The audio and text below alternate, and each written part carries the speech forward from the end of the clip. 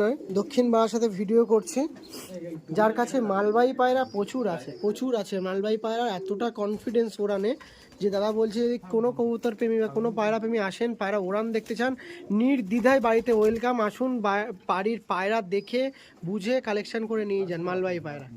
দেখুন মালবাহী পায়রা আছে কত, দেখুন কত বেবি মালবাহী পায়রা চাই আপনাদের।